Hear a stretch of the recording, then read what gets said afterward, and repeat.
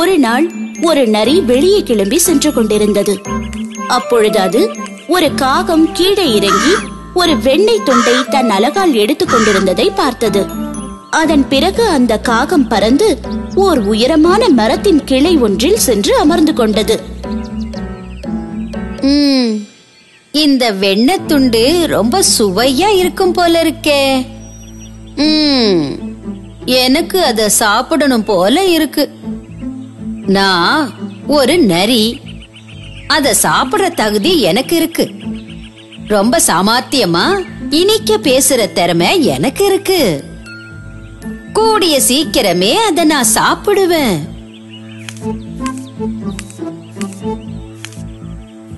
நரி மரத்தின் அருகில் செல்கிறது. வணக்கம், என்ன காகமே, நீ எப்படி இருக்க? வாய்க்குள் உணவை வைத்துக்கொண்டு பேசக்கூடாது என்று ஏற்கனவே பாடம் படித்திருந்த காகம் அமைதியாக இருந்தது. நரி மரத்தின் அடியில் வந்து அமர்ந்த போதும் அதனால் ஒன்றுமே சொல்ல முடியவில்லை. இன்னைக்கு நீ எப்படி இருக்க தெரியுமா? பார்க்க அழகா இருக்க. சரி சொல்லு, உன்கிட்ட ஏதோ ரகசியத்தை மறைச்சு வச்சிருக்கியா? ஆமா, நான் உன்கிட்ட ஒன்னு கேக்குறேன். அட, உன்னுடைய இறகு பார்க்க பளபளப்பா இருக்கே, அது எப்படி? அதோட உன் கண்களும் வைரம் போல ஜொலி ஜொலிக்குதே. வாயில் வெண்ணெய் துண்டை வைத்திருந்த காரணத்தினால் காகம் பதில் சொல்லவில்லை. பாக்க அழகா இருக்கிற நீ பாட்டு பாடுனா இன்னும் எவ்வளவு நல்லா இருக்கும். உன்னை எல்லாரும் பறவைகளோட ராணின்னு சொல்லுவாங்க.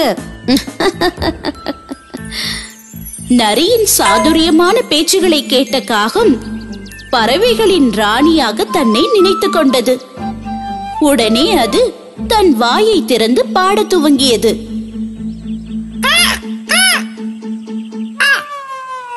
ஆனால் காகம் தன் வாயை திறந்தவுடன் வாயிலிருந்த வெண்ணெய் துண்டு கீழே மேல் நோக்கி பார்த்து கொண்டிருந்த நரியின் வாயில் விழுந்தது. நான் நினைத்தது நடந்தது, வெண்ணையும் கிடைத்தது. அப்பொழுது நரி மரத்தின் மீது சலிப்புடன் அமர்ந்திருந்த காகத்தை பார்த்தது.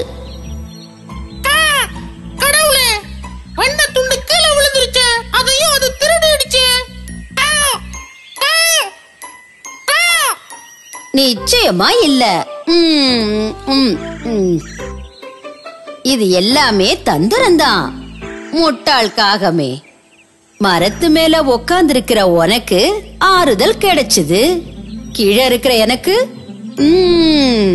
வெண்ணெய் கிடைச்சது. என்ன சுவை தெரியுமா? குழந்தைகளே, இப்பவும் தந்திரமும் பசுப்பு நிறைஞ்ச வார்த்தைகளை நாம நம்ப கூடாது. இப்ப உங்களுக்கு புரிஞ்சிருக்கும்னு நினைக்கிறேன்.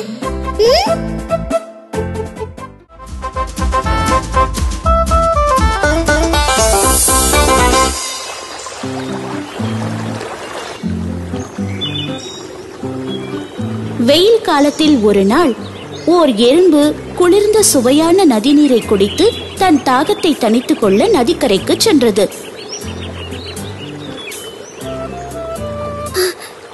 எனக்கு ரொம்ப தாகமா இருக்கு. தண்ணி குடிக்கிறதுக்காக நாங்க போயே ஆகணும். ஆனால் பாதி வழியில் சென்று கொண்டிருந்த எறும்பு தடுமாறி ஓடிக்கொண்டிருந்த நதியில் விழுந்துவிட்டது. காப்பாத்துங்க, காப்பாத்துங்க, காப்பாத்துங்க, காப்பாத்துங்க, காப்பாத்துங்க, காப்பாத்துங்க. நான் மூழ்கிக்கிட்டே இருக்கேன். நதியோட நீரோட்டத்தை என்னால சமாளிக்க முடியல. காப்பாத்துங்க, யாராவது வந்து காப்பாத்துங்க. எறும்பு ஆபத்தில் சிக்கி இருப்பதை ஒரு புறா பார்த்தது. ஓ கடவுளே, எறும்பு ஆபத்துல மாட்டிருக்கு. காப்பாத்துங்க, காப்பாத்துங்க, காப்பாத்துங்க. வேகமாக யோசித்த புறா எறும்பின் அருகில் நதியில் சில இலைகளை போட்டது. காப்பாத்துங்க, காப்பாத்துங்க, காப்பாத்துங்க. இலைங்க மேல ஏறிக்கோ எறும்பே. அப்படிதான் எறும்பே, பாதுகாப்பா உட்காந்துக்கோ. இலையின் மீது ஜாக்கிரதையாக ஏறிய எறும்பு பத்திரமாக நதிக்கரையை வந்தடைந்தது. இதற்கிடையில் ஒரு வேட்டைக்காரன் அங்கு வந்தான். அங்கிருந்த புறாவை பார்த்து விட்டான். மிக துல்லியமான குறி. ரொம்ப அழகான புறாவா இருக்கே. நான் இங்க இருக்கிறத அந்த புறா கவனிக்கவே இல்லை. அதனால அந்த புறாவை சீக்கிரமே என்னோட வலையில சிக்க வச்சிடுவேன்.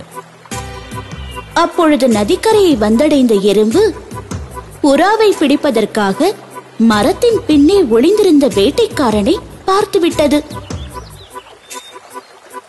ஓ, என்னோட உயிர் தோழன் புறா ஆபத்துல சிக்கியிருக்கான். அவனை நான் காப்பாத்தியே ஆகணும்.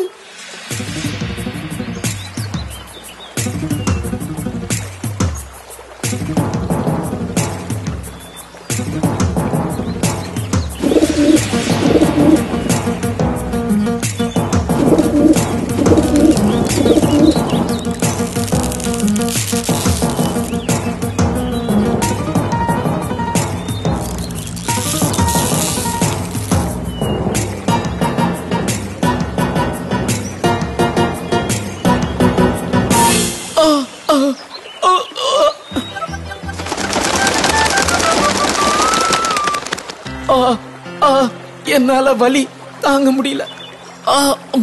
வேட்டைக்காரனுடைய சத்தத்தை கேட்ட புறா உடனே மரத்தின் மேலிருந்த பாதுகாப்பான கிளைக்கு பறந்து சென்றது. ரொம்ப நன்றி நண்பா. நீ மட்டும் சரியான நேரத்துல வரலன்னா நான் இறந்தே போயிருப்பேன். ரொம்ப நன்றி, உனக்கு ரொம்ப ரொம்ப நன்றி நண்பா. உனக்கும் என்னுடைய நன்றி நண்பா. நீ என்னோட உயிரை காப்பாத்துன. நான் என்னால முடிஞ்ச உதவிய செஞ்சு உன்னோட உயிரை காப்பாத்துன, அவ்வளவுதான். நன்மை செய்தால் நன்மை விளையும். குழந்தைகளே, ஒரு நல்ல செயல் மற்றொரு நல்ல செயலுக்கு வழிவகுக்கிறது. நாம நல்லதையே நினைச்சு நல்லதையே செய்வோம்.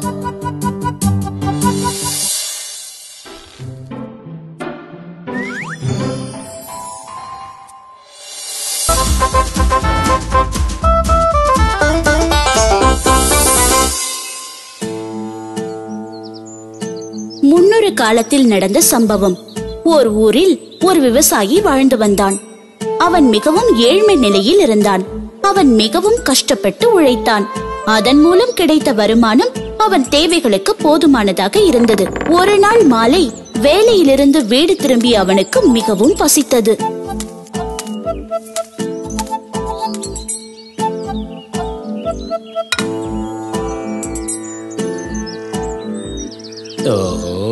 இன்னைக்கு ராத்திரி என்ன சமைக்கிறது?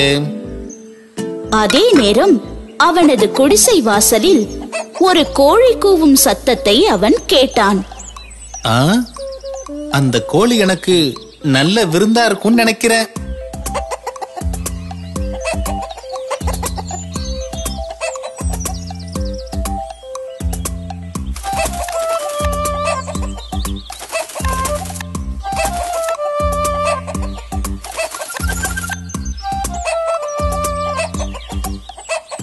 சிறிது நேர முயற்சிக்கு பின் விவசாயி அந்த கோழியை பிடித்து விட்டான். அந்த கோழியை சமைப்பதற்காக கொல்ல முயற்சித்த போது அது பேச ஆரம்பித்தது. விவசாயி, என்ன கொன்னுடாத. நான் உனக்கு நிறைய உதவி செய்வேன். என்ன இது? இந்த கோழி நல்லாவே பேசுதே. சரி, அப்படின்னா நான் உன்னை கொல்ல மாட்டேன். ஆனா நீ எந்த விதத்துல எப்படி எனக்கு உதவி செய்வேன்னு சொல்லு. நீ என்ன கொல்லாம உயிரோட விட்டேன்னா நான் தினமும் உனக்கு தங்கத்தாலான ஒரு முட்டைய தருவேன். தங்க முட்டையா? அதுவும் தினமுமா? ஆனா இந்த விஷயத்துல நான் எப்படி உன்னை நம்புறது? ஒருவேளை நீ என்ன ஏமாத்திட்டேன்னா? என் மேல நம்பிக்கை வையே. நாளைக்கு மட்டும் நான் தங்க முட்டை தரலேனா நீ என்ன கொன்னுடலாம். சரி, நாளைக்கு வரைக்கும் உனக்காக நான் காத்துக்கிட்டு இருக்கிறேன். விவசாயி அந்த கோழியுடன் குடிசைக்குள் சென்று அதனை ஒரு கூண்டில் அடைத்து வைத்தான்.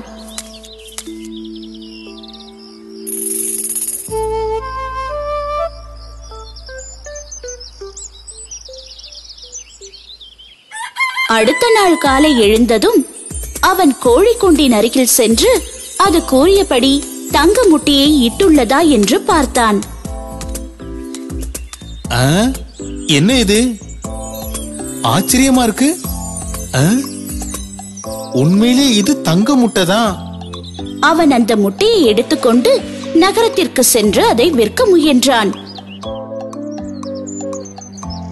அவன் சாலை நடுவே நின்று கொண்டு நன்றாக கத்தி விற்க ஆரம்பித்தான். இது அற்புதமான தங்க முட்டை, வாங்கிக்கங்க. இது ஒரு அதிசயமான தங்க முட்டை, வாங்கிக்கங்க.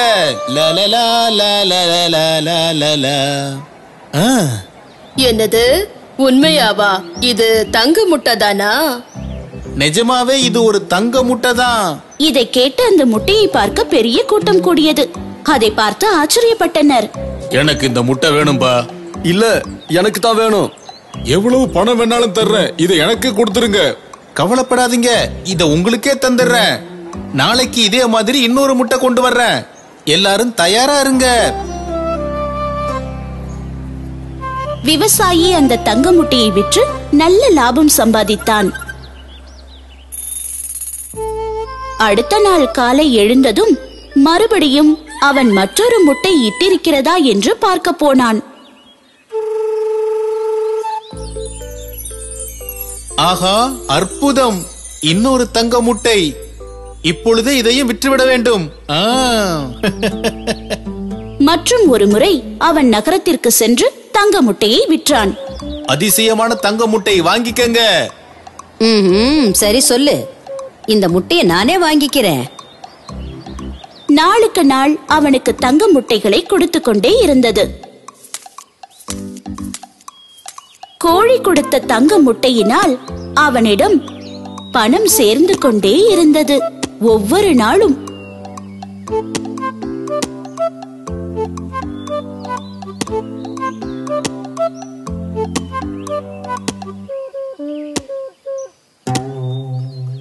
நாளுக்கு நாள் நான் பெரிய பணக்காரனாயிட்டே போறேன். இந்த நகரத்திலேயே நான் தான் பெரிய பணக்காரன். ஒரு மனுஷனுக்கு என்னென்ன தேவையோ அது எல்லாமே என்கிட்ட இருக்கு. இதை பற்றி அவன் யோசித்துக் கொண்டே இருந்தான். எனக்கு இன்னும் நிறைய பணம் வேணும். தினமும் ஒவ்வொரு முட்டையா எடுத்துட்டு போறதுல எனக்கு ரொம்ப களைப்பா இருக்கு. அந்த கோழியை கொன்னு அதுக்குள்ள இருக்கிற எல்லா முட்டையும் நான் எடுக்க போறேன். அவன் அதை கொன்று அதன் வயிற்றை திறந்து பார்த்தான். ஆனால் அவனுக்கு எதுவுமே கிடைக்கவில்லை. ஏமாற்றம் தான் மிஞ்சியது. என்ன இது, தங்க முட்டையே இல்ல? இதுக்குள்ள இருக்கிற தங்க புதையல காணோம். இப்ப என்கிட்ட கோழியும் இல்ல. கோழியை கொண்டு நிறைய முட்டை எடுக்கலான்னு கனவு கண்டேன். இப்போ எதுவுமே இல்லாம போயிடுச்சு.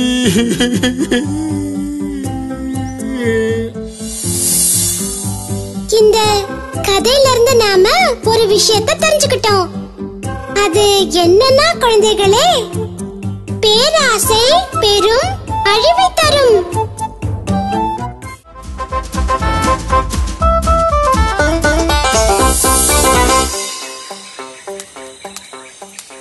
முன்னொரு காலத்தில் ஓர் அகம்பாவம் பிடித்த குள்ளநரி ஒன்று வாழ்ந்து வந்தது.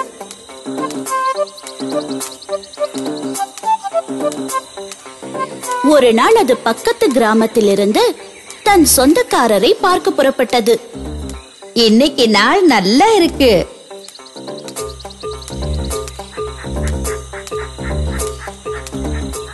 குள்ளநரி சென்று கொண்டே இருந்தது. சிறிது நேரத்திற்கு பிறகு அது மிகவும் களைப்புற்றது. அதற்கு மிகுந்த தாகம் ஏற்பட்டது. ஓ, நல்ல வெயில். நான் ரொம்ப களப்படைஞ்சிட்டேன். குடிக்கிறதுக்கு தண்ணி கிடைச்சா நல்லா இருக்கும்.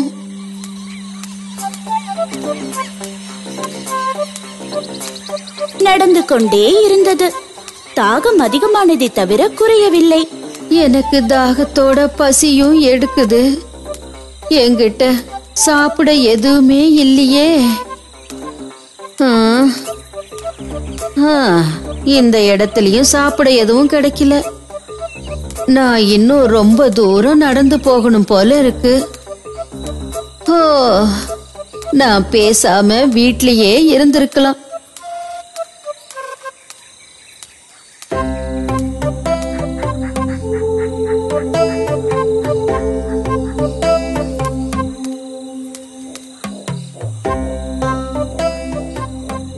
அப்பொழுது அது மேலே பார்த்தது.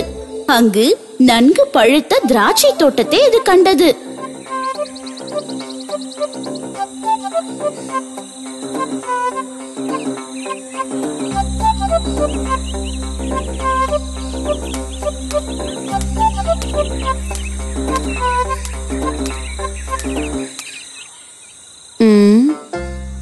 இந்த பழுத்த திராட்சையில ரசம் நிறைய இருக்கும்னு நினைக்கிறேன்.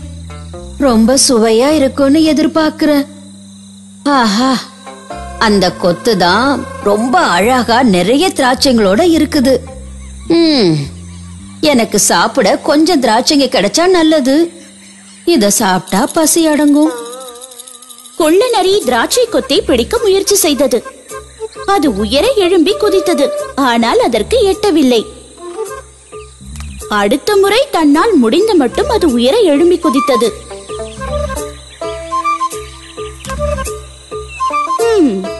மறுபடியும் தோல்வி அடைந்தது. திராட்சை கொத்து மிக உயரத்தில், அதனால் தொடக்கூட முடியாத உயரத்தில் இருந்தது.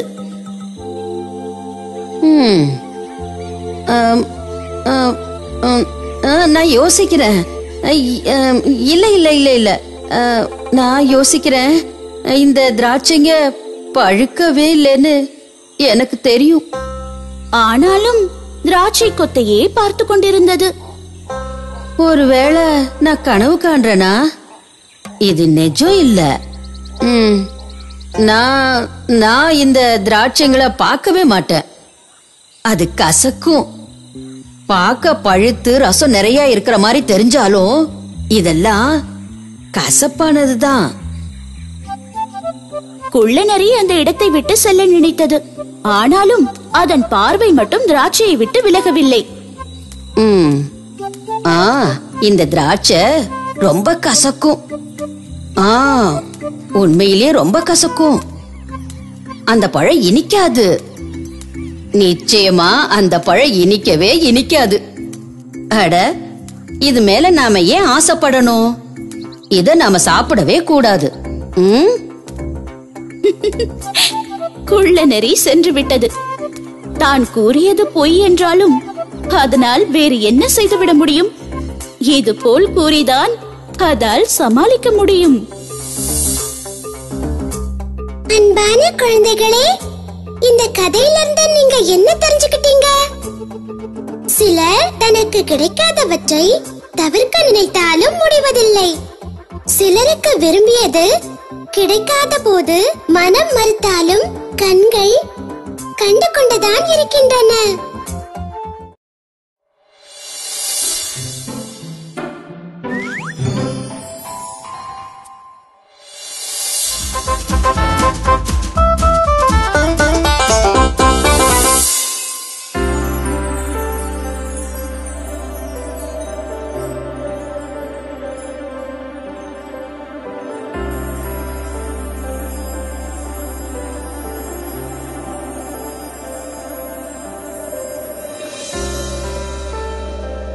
ஒரு சமயம் வடக்கு திசை காற்றுக்கும் சூரியனுக்கும் இடையில் தங்களுக்குள் பலசாலி யார் என்று கடும் போட்டி நிலவியது.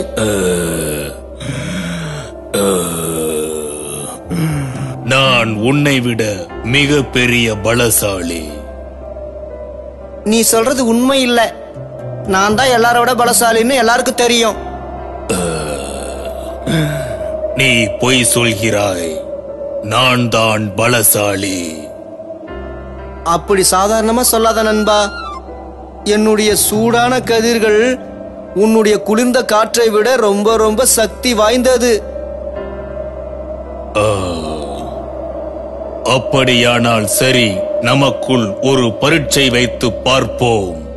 அங்கு பார், ஒரு வழிப்போக்கன் செல்கிறான். அவனுடைய ஆடைகளை அவனே கழட்டி போட வேண்டும். அப்படி யார் செய்கிறார்களோ அவர்களே மிக பெரிய பலசாலி. சரி சரி, நான் இந்த போட்டியில் நிச்சயம் ஜெயிப்பேன். வேண்டுமென்றால் நீ மோதிப்பார். போட்டியின் துவக்கத்தில் முதலில் நீ சென்று அவனது கோட்டை கழட்டுவதற்கு நீ முயற்சி செய்து பார்.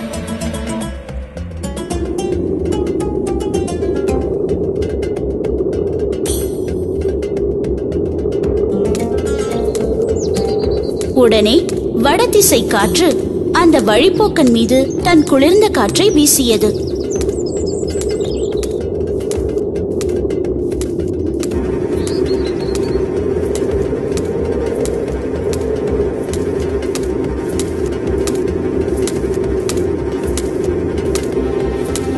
காற்றின் முதல் அலை பட்டவுடனேயே அவனுடைய கழுத்தை சுற்றி இருந்த துண்டு விழுந்துவிட்டது. ஆனால் அவன் உடனே அதை எடுத்து நன்கு இறுக்கி கட்டிக் கொண்டான்.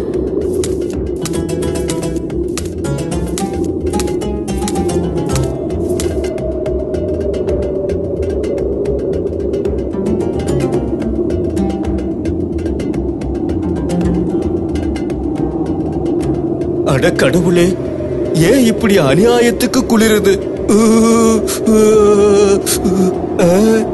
என்னுடைய கோட்டோட பட்டனை எல்லாம் கரெக்டா பூட்டிக்கணும்.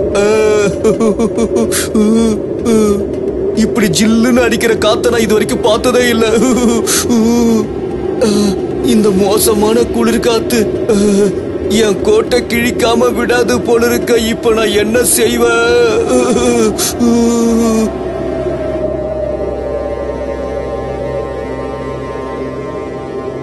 காற்று எவ்வளவு வேகமாக வீசியதோ அதைவிட அதிகமாக அவன் கோட்டை இறுக்கி கட்டிக்கொண்டான். வடதிசை காற்று மிக கோபமாக அவனுடைய கோட்டை மோதி பார்த்தது. ஆனால் அனைத்து முயற்சிகளும் வீணாகி போனது. நான் முயற்சி செய்து பார்த்தேன், என்னால் முடியவில்லை. நான் என் தோல்வியை ஒப்புக்கொள்கிறேன். இப்போது உன்னுடைய முறை. நீயே முயற்சி செய்து பார். தோல்வியை ஒப்புக்கொள்கிறேன். நீ முயற்சி செய்து பார். அப்பொழுது சூரியன் ஒன்றும் பேசவில்லை. மேகத்திலிருந்து வெளியே வந்து அந்த வழிப்போக்கனை பார்த்து வேகமாக சிரித்தது. கீழே இருந்த வழிப்போக்கனின் மீது தன்னுடைய கதிர்களை வீச ஆரம்பித்தது.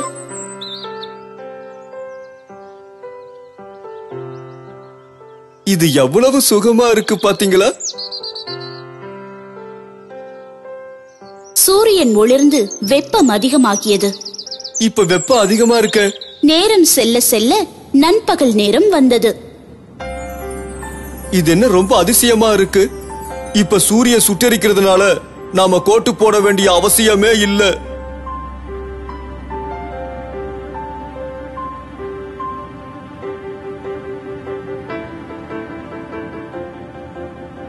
வழிப்போக்கன் சந்தோஷமாக கோட்டை கழட்டுகிறான். உண்மைதான் சூரியனே, நீ உன்னுடைய மிகப்பெரிய சக்தியை நிரூபித்து விட்டாய். வெற்றி உனதே.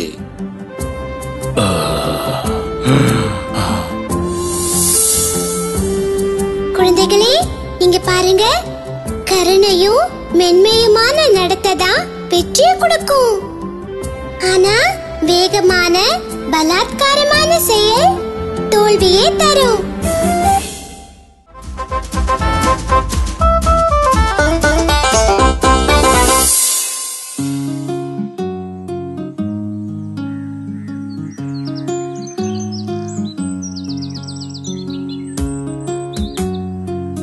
மகனே, நம்ம கழுதைக்கு நீ சாப்பாடு ஏதாவது கொடுத்தியா? கொடுத்துட்டேன்ப்பா. ஆமா, நம்ம இவ்வளவு காலையில எங்க போறோம்? நம்ம நகரத்துக்கு போய் சில பொருட்கள்லாம் வாங்கணும். சரி வா, சீக்கிரம் வா, நேரம் ஆயிடுச்சு.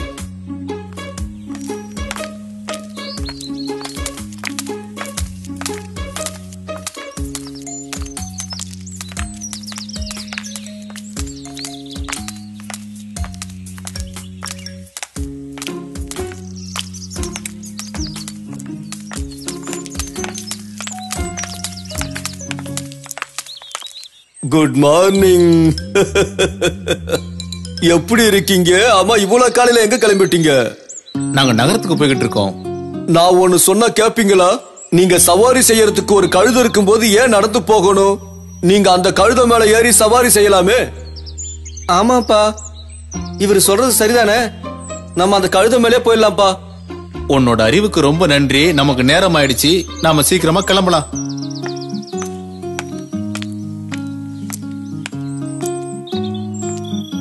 சரி, நம்ம கிளம்பலாம்.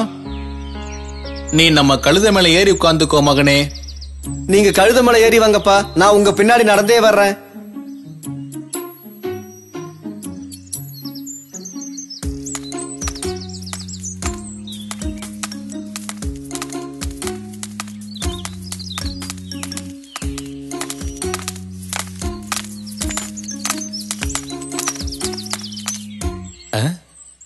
நல்லா இருக்கீங்களாமா? உங்களுக்கு எங்களுடைய வணக்கங்கள் அம்மா. நான் நல்லா இருக்கேன். நான் வீணா உங்க விஷயத்துல மூக்க நுழைக்கிறேனேன்னு நினைக்காதீங்க. ஆனா பாவம், அவனும் ஒரு சின்ன பையன். அவன் நடந்து வரான். ஆனா நல்ல பலசாலியான நீங்க கழுத மேல உக்காந்துட்டு வரீங்க. ஏன்? இவங்க சரியாத்தான் சொல்றாங்க. நீங்க ஏன்பா இத யோசிக்காம விட்டுட்டீங்க? சரி, அப்படியே முயற்சி பண்ணி பாத்திரலாம்.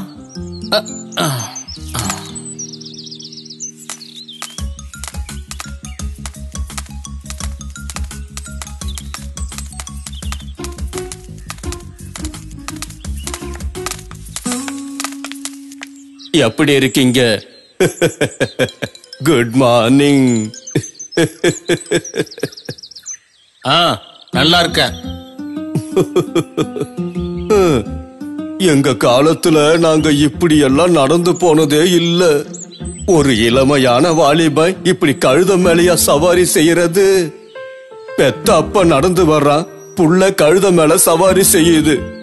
இது ரொம்ப கேவலமான விஷயம் இல்லையா தம்பி? அட கடவுளே, என்ன கொடுமடா இது. இப்ப நம்ம என்னதான் செய்யறது மகனே? எனக்கு ஒண்ணுமே புரியலையே. அவர் சொல்றது சரிதான்ப்பா. நாம 2 பேருமே கழுதில ஏறி சவாரி செய்யலாம். வந்து கழுத மேல உட்காருங்கப்பா. வாங்க.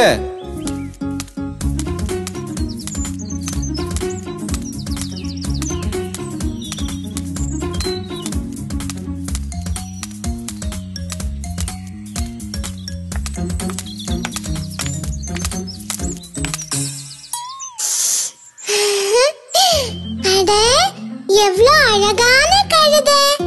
இது பேரு என்ன? இது பேரு பேஞ்சோ. ஓ, பாவம் பேஞ்சோ. களைப்படைஞ்சிருக்க இதோட முகத்தை பாருங்க. நீங்க 2 பேரும் இது மேல ஏறி ஏன் சவாரி செய்றீங்க? பாவம் கழுத. இப்ப நாம என்ன பண்றது? அந்த சின்ன பொண்ணு சொல்றது ரொம்ப ரொம்ப சரிதான்ப்பா. இந்த கழுதை இப்போ ரொம்ப களைச்சு போய் தான் இருக்குன்னு நினைக்கிறேன். வாங்கப்பா, நாம 2 பேரும் சேர்ந்து இந்த கழுதைய தூக்கிக்கிட்டு போலாம். அப்பதான் இங்க யாருமே நம்மள குறை சொல்ல மாட்டாங்க. வாங்க. அதான் சரி, யாரு என்ன சொல்றாங்கன்னு பாப்போம்.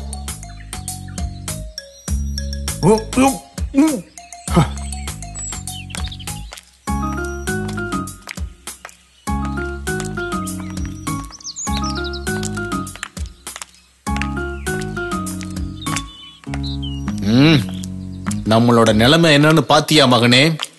நான் உங்களுக்கு ஒரு உண்மையை சொல்லவாப்பா? எனக்கும் ஒண்ணும் புரியல.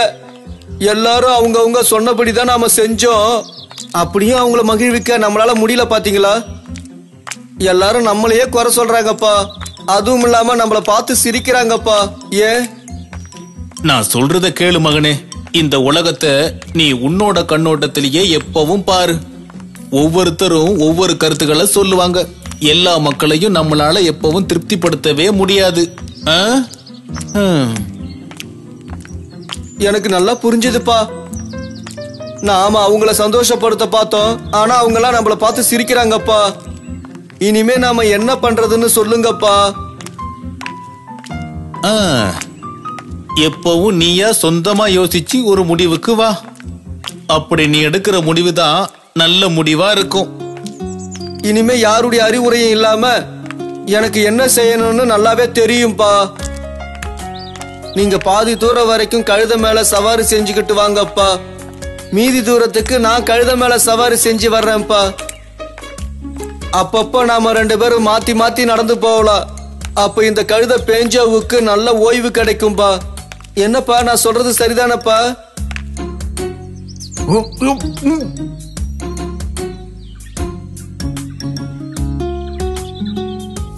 சபா, சரியா சொன்ன மகனே.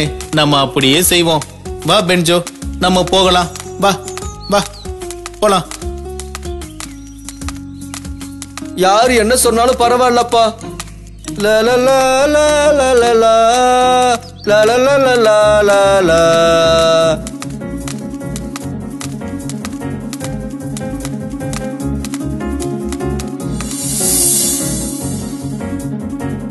நம்ம கிட்ட இருந்து மத்தவங்க எதிர்பார்க்கறத நம்மால எப்பவும் செஞ்சுட்டு இருக்க முடியாது. நாம எப்பவும் எல்லாரையும் சந்தோஷப்படுத்த முடியாது. ஏன்னா எப்பவும் யாராவது நம்ம கிட்ட எதையாவது எதிர்பார்த்துக்கிட்டே இருப்பாங்க.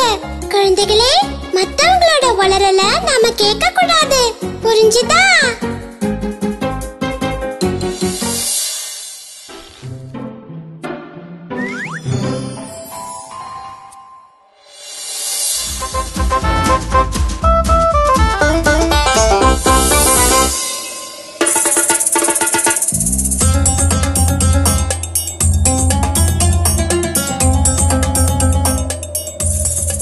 அது நல்ல வெயில் காலம்.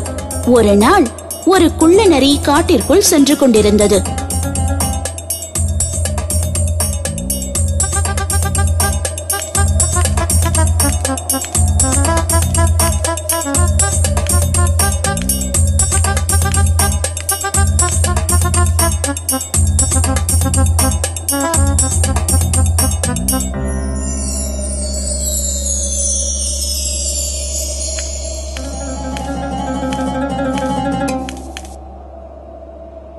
அப்பொழுது அது ஒரு கிணற்றை கண்டது. அதனுள் எட்டி பார்க்க நினைத்த குள்ள நரி தவறி கிணற்றுக்குள் விழுந்து விட்டது.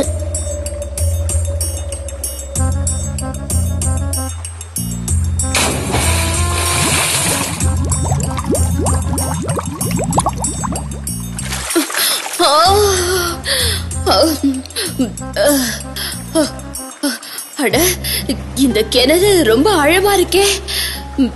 நான் எப்படி வெளியே போறதுன்னே தெரியலையே. இவ்வளவு உயரத்துல என்னால எம்பி குதிக்க முடியாது. எனக்கு கொஞ்சம் தண்ணி வேணும், ஆனா இவ்வளவு தண்ணி தேவையில்லை. அதே சமயம் தாகத்துடன் இருந்த ஆடு ஒன்று அந்த பக்கமாக சென்று கொண்டிருந்தது.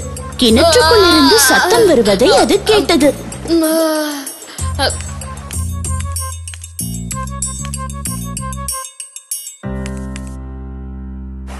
அட, கீழே என்ன செஞ்சுகிட்டு இருக்க கொள்ள நரி? எதையாவது தொலைச்சிட்டியா?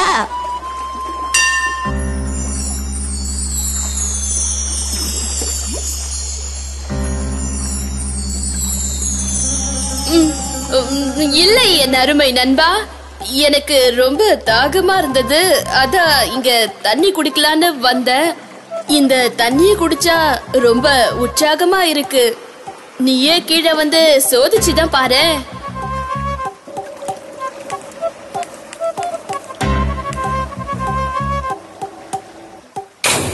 உடனே அந்த ஆடு கிணற்றுக்குள் குதித்தது.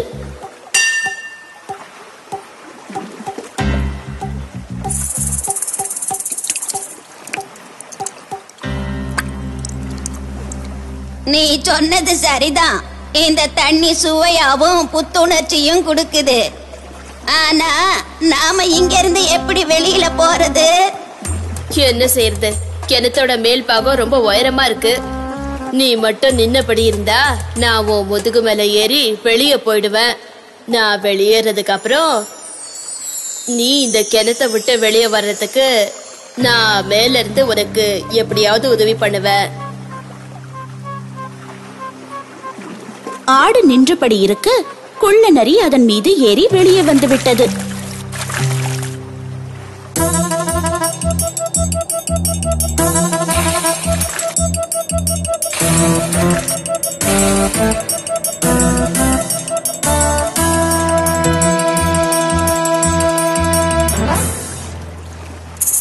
பிறகு கீழே குனிந்து ஆட்டை பார்த்து, உதவி செஞ்சதுக்கு மிக்க நன்றி நண்பா. மீண்டும் சந்திக்கலாம். என்னோட அருமை நண்பா, தயவு செஞ்சு சொல்றத கேளு. என்னை விட்டுட்டு போயிடாத. நான் எப்படி வெளியில வருவேன்? இத கிணத்துக்குள்ள இறங்கறதுக்கு முன்னாடி யோசிச்சிருக்கணும். ஏன் உனக்கு அந்த பழமொழி ஞாபகம் இல்லையா? குதிப்பதற்கு முன் ஒரு முறை நன்றாக யோசி. அதுபடிதான் நானும் நடந்துகிட்டேன். இப்படி கூறி அந்த குள்ள நரி ஓடிவிட்டது. குழந்தைகளே, இதுல இருந்து நாம என்ன தெரிஞ்சுக்கணும்னா, ஒரு செயலை செய்யறதுக்கு முன்னாடி ஒரு முறைக்கு பல முறை நல்லா யோசிச்சு செய்யணும்.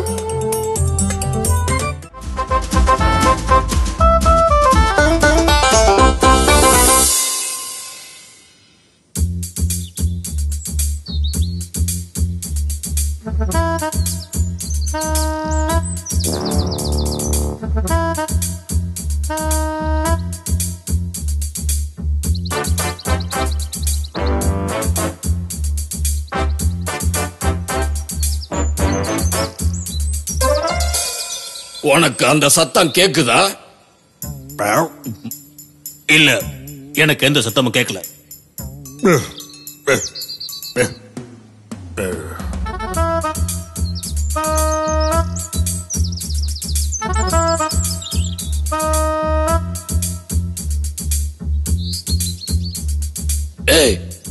இந்த சத்தம் எப்படி வருகிறது? எந்த சத்தம்? ஏய், நன்றாக கேள். எதுவும் கேட்கவில்லை என்று மட்டும் என்னிடம் சொல்லாதே.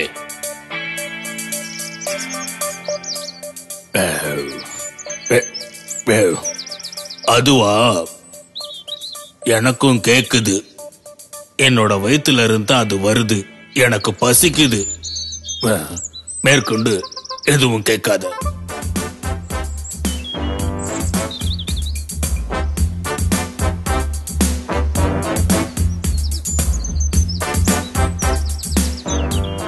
ஏய், நீ செஞ்ச வேலையை பாரு. நானே எடுத்துட்டு வர்றேன்.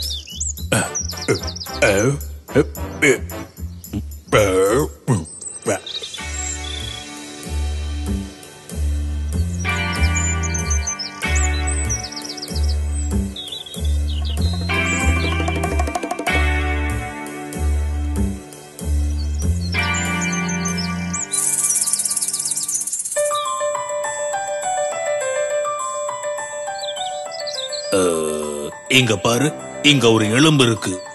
என்ன, நிஜமாவா சொல்ற? தண்ணியில விழுந்த பந்து எப்படி எலும்பா மாறிடுச்சுன்னு சொல்ற? உண்மைதான் சொல்ற. இது எலும்பேதான். நிஜம்தான். தண்ணியில விழுந்த பந்து எலும்பா மாறணும்னு எனக்கு சாப்பிடணும் போல தோணுது. வா, அத வெளியில எடுப்போம். எனக்கும் ரொம்ப பசிக்குது. எப்படி எப்படி இதை வெளியே எடுக்க முடியும்? என்ன கொஞ்சம் யோசிக்க விடு. தெரிஞ்சிருச்சு. இந்த குளத்துல உள்ள தண்ணி எல்லாத்தையும் நானே குடிச்சிடுறேன். அதுக்கப்புறம் இந்த எலும்பு எனக்கு தான் சொந்தம். அதாவது நமக்கு கிடைச்சிரும். அதே தான் நானும் சொல்றேன்.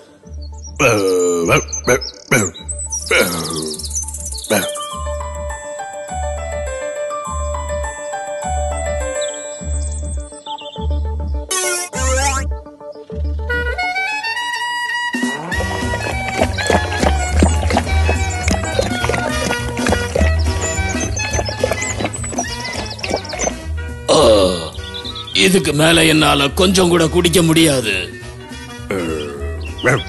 நிறுத்தாத, குடிச்சுக்கிட்டே இரு. இன்னும் எவ்வளவுதான் குடிக்கிறது? இன்னும் நிறைய குடி. இப்படி நடக்கும்னு நான் கொஞ்சம் கூட யோசிக்கவே இல்லை. என்ன மன்னிச்சிடு. இது ரொம்ப ஈஸியான விஷயம்னு நினைச்சேன். ஆனா பாதுகாப்பானதா இல்ல.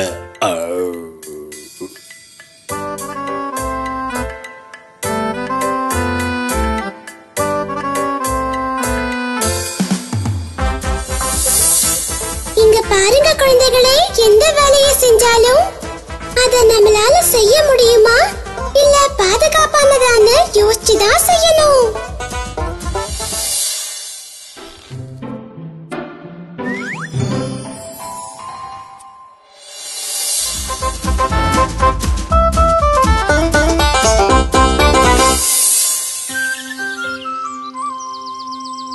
ஒரு ஊரில் சாகும் தருவாயில் இருந்த ஒரு தந்தை தன் பிள்ளைகளை அழைத்தார். அவர் வாழ்க்கையின் இறுதி பாடத்தை தன் பிள்ளைகளுக்கு கற்றுக் கொடுக்க எண்ணினார். என் கிட்ட வாங்க, என்னோட அருமை பசங்களா. நான் சாகிறதுக்கு முன்னாடி உங்ககிட்ட சில அறிவுரைகள் சொல்ல ஆசைப்படுறேன். என் கிட்ட வாங்க. உங்களை பார்த்தா சந்தோஷமா இருக்கு. நாங்க இங்கதான் இருக்கோம்ப்பா. சீக்கிரமே பாடத்தை கத்துக்க தயாரா இருக்கோம். என் அன்பான பசங்களா, உங்களுக்கு நான் கொஞ்சம் மரக்குச்சிங்களை கொடுக்கிறேன். இதெல்லாம் நீங்க எடுத்துக்கோங்க. அப்பா, இத ஏன் இப்ப எங்க கிட்ட கொடுக்கறீங்க? இத வச்சுக்கிட்டு நாங்க வீணா என்ன பண்ண போறோம்? உங்கள யாராவது ஒருத்தர் இங்க இருக்கிற இந்த மரக்குச்சி கட்டை உடைச்சு காட்டுங்க பாப்போம். சரிங்கப்பா, இந்த சுலபமான காரியத்தை உங்களுக்காக நான் செய்யறேன். பலசாலியான முதல் மகன் அந்த கட்டை எடுத்தான். அந்த உறுதியான கட்டை உடைக்க முயற்சி செய்தான்.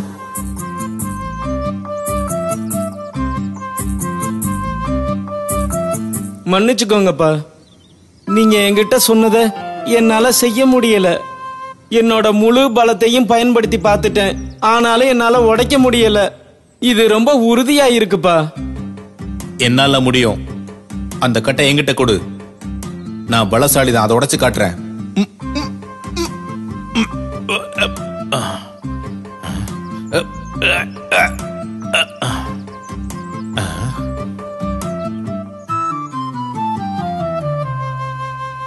அதை உடைக்கிற அளவுக்கு பலம் என்கிட்ட தான் இருக்கு. எனக்கு ஒரு வாய்ப்பு கொடுங்க.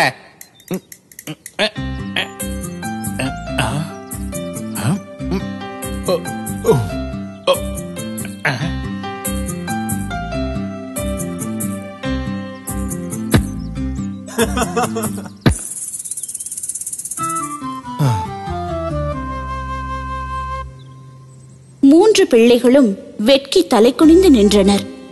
ஏனென்றால் தங்களது தந்தையின் ஒரு எளிதான சிறிய ஆசையை கூட நிறைவேற்ற முடியாததால்.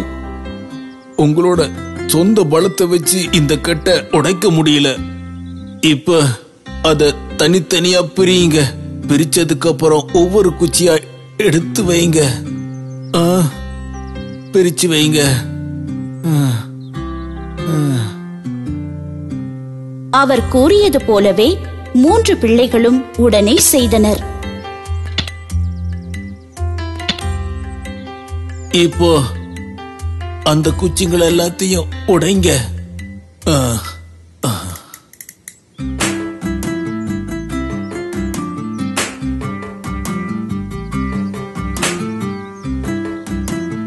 மூவரும் மிகுந்த ஆச்சரியமடைந்தனர். குச்சியை தனித்தனியாக எடுத்ததும் அது உடைந்து போனது. அட, சுலபமா இதை உடைச்சிட்டமே. நல்ல ஞாபகத்துல வச்சுக்கங்க பசங்களா. இது மாதிரிதான் நீங்க எப்பவும் ஒற்றுமையா இருந்தீங்கன்னா உங்களை யாரும் ஒண்ணும் செய்ய முடியாது. ஆமா, அதனால நீங்க தனித்தனியா பிரிஞ்சு போகாம கடைசி காலம் வரைக்கும் எப்பவும் ஒற்றுமையா வாழணும்பா.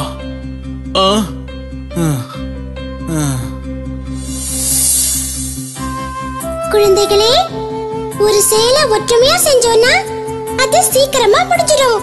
ஒற்றுமையே பலம். இப்ப புரிஞ்சுதா?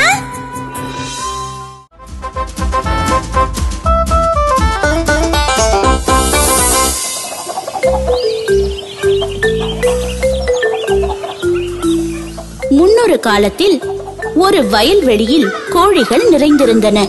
அதில் சில பருத்தும் சில மெலிந்தும் காணப்பட்டன. எப்பொழுதும் பருத்த கோழிகள் மெலிந்த கோழிகளை பரிகாசம் செய்து வந்தன. அந்த ஒல்லியான கோழிங்களை பாருங்களேன், அதுங்க கிட்ட உணவு இல்ல. அதுங்களுக்கு உடம்பு சரியில்லை, ரொம்ப சோர்வா இருக்கு. என் மாளிகையில நடக்கிற விருந்துக்காக நான் போறேன், நீயும் கட்டாயம் வந்துடணும்னு. சரி, ஆனா இந்த அசிங்கமான மெலிஞ்ச கோழிங்களை மட்டும் கூப்பிட்டுடாத. நிச்சயமா இல்ல, நான் அவங்கள அழைக்கவே மாட்டேன். விருந்தே நமக்கு மட்டும்தான். குண்டான ஆரோக்கியமான கோழிகளுக்கு மட்டும்தான்.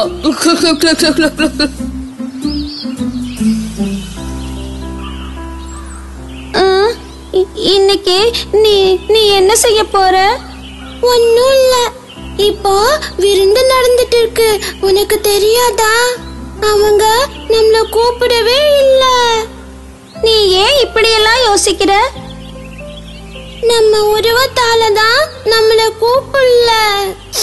தெரியுமா, நாம ரொம்ப மெலிஞ்சு இருக்கோமா.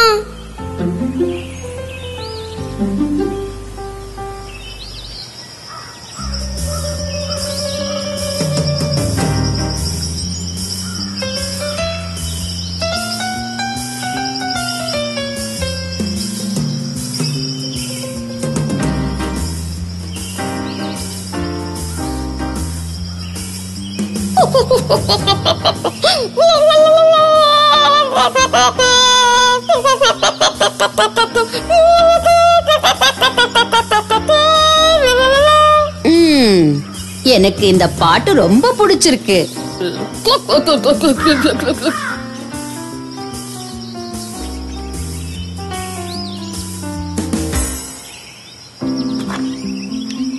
ஆனால் அங்கிருந்த சமையற்காரர்களின் திட்டமோ வேறாக இருந்தது.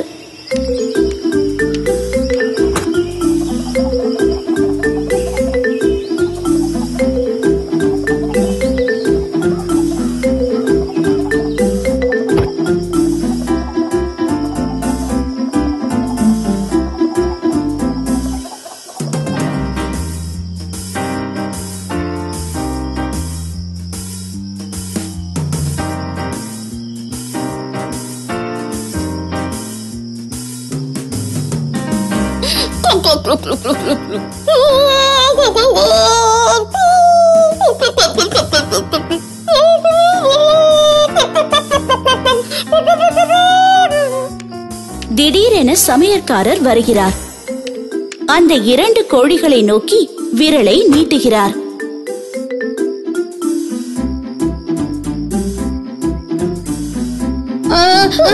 இல்ல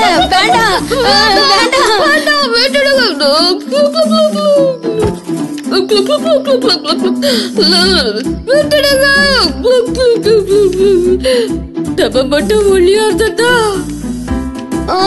எனக்கும் தான்.